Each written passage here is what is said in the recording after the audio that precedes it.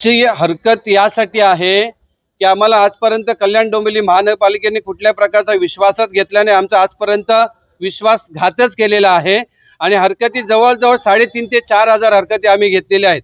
आम्हाला या कल्याण डोंबिवली महानगरपालिकेत राहायचं नाही आहे, तरी सुद्धा आम्हाला जबरदस्ती ही कल्याण डोंबिवली महानगरपालिका ठेवत आहे।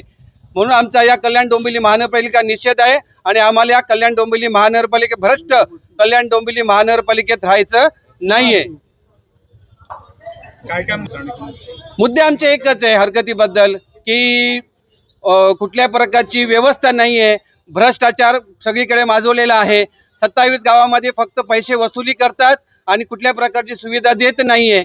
पण पुन्हा रस्ते नाही आहेत, गटर नाही आहेत, सांडपाण्याची व्यवस्था नाही आहे आणि कुठल्याही प्रकारची सुविधा या कल्याण डोंबिवली महानगरपालिकेकडून होत नाही आहे। फक्त वसुलीचं काम होतंय, सुविधा द्यायच्या बाबतीत कल्याण डोंबिवली महानगरपालिका शून्य आहे। कडू बोल वृत्तवाहिनी, सत्याचा कडवट आवाज।